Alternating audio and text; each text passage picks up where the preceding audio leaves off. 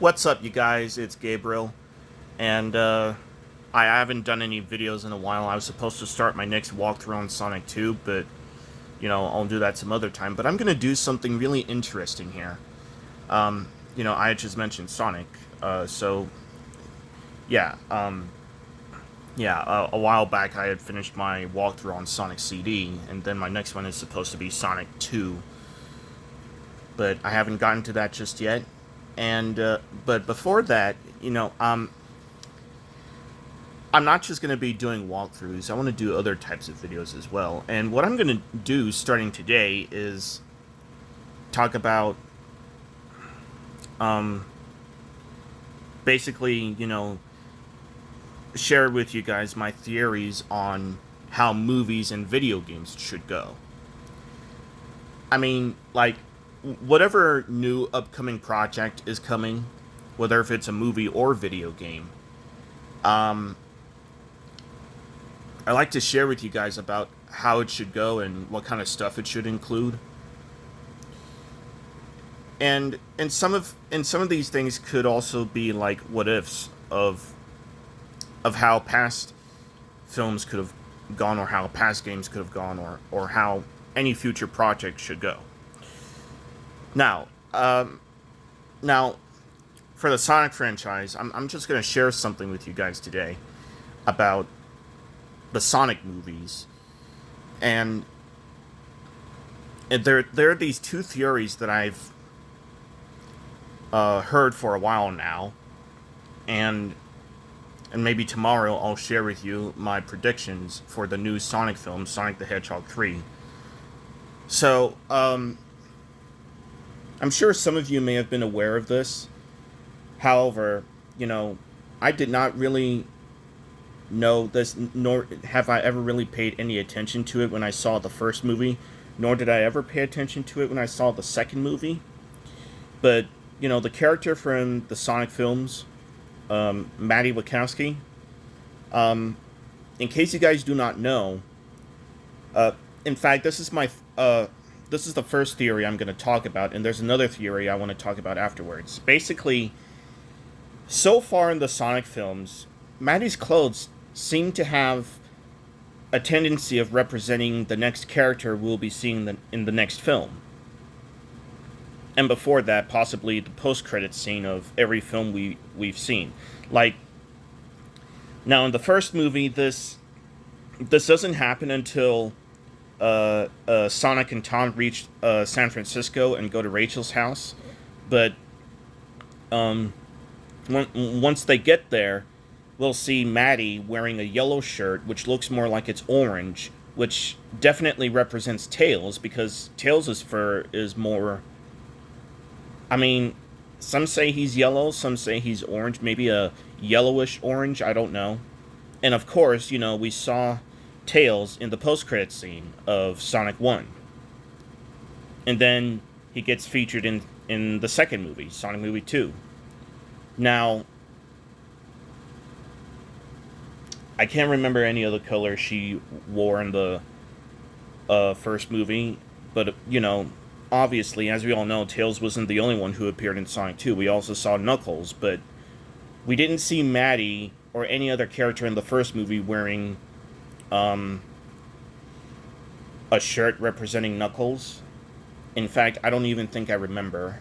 I mean, I don't know how many times I've watched it, but I just watched the first movie recently, and I didn't even pay attention to the clothes. I don't even care about the clothes too much, but as I was saying, in Sonic 2, while Eggman was building the giant robot, we can see Maddie wearing a red shirt with a black final shirt, which obviously represents Shadow, since he is black and red. And then we see him in the post-credits scene, and now he's going to be in Sonic Movie 3.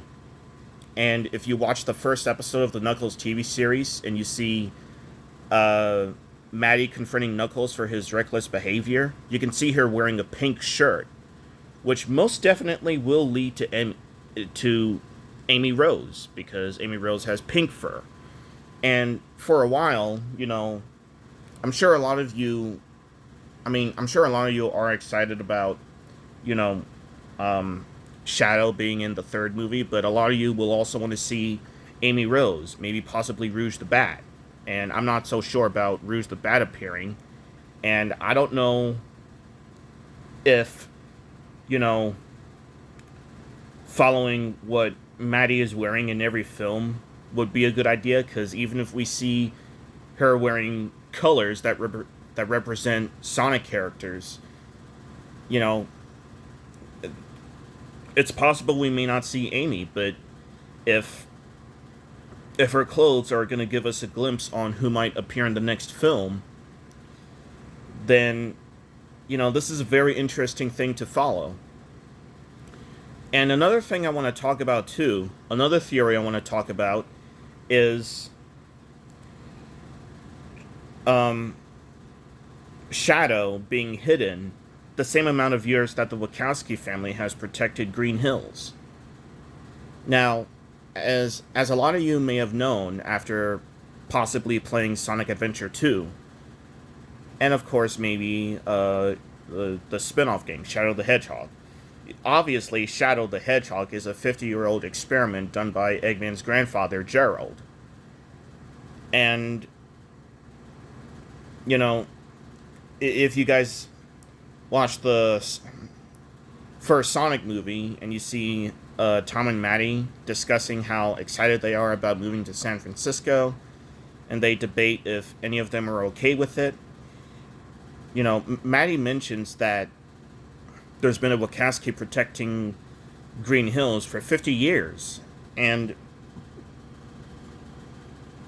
I mean, that's just like any other possible reference to how long a character has done something in any other movie. But then you watch the second movie, and it is mentioned that by the G.U.N soldiers that Shadow has been hidden in their basement for 50 years, which is the same amount of years that the Wachowski family has protected Green Hills.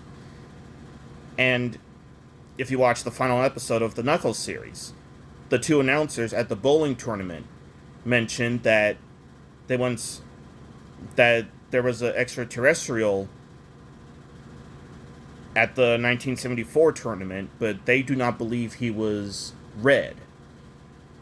So, being that Shadow was hidden for 50 years, which is the same amount of years that the Wachowski family has protected Green Hills, and being that the announcers claim to have seen an extraterrestrial in the 1974 tournament, obviously Tom Wachowski would have been a baby around that time, and and that was only a year after his actor James Marsden was born.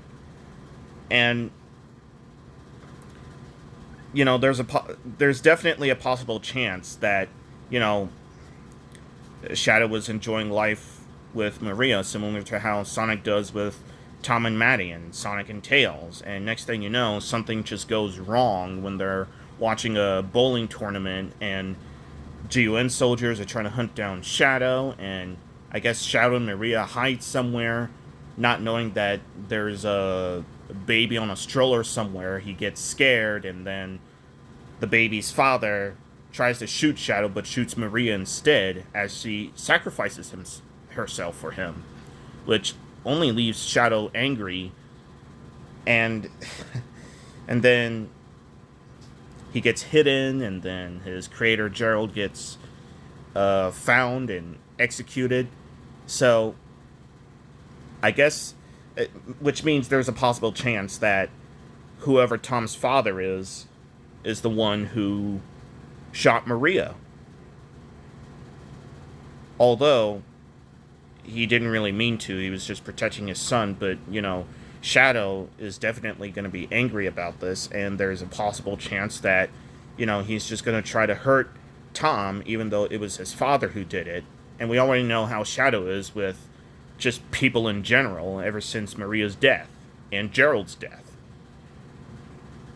So after what I had just talked about so far, the point is, from seeing Maddie's clothes representing a character that we're supposed to see in the next Sonic film or TV show, whatever, to seeing that Shadow was hidden the same amount of years that the Wachowski family has protected the town, and that Tom is going to find himself falsely accused when it's really his father who killed Maria.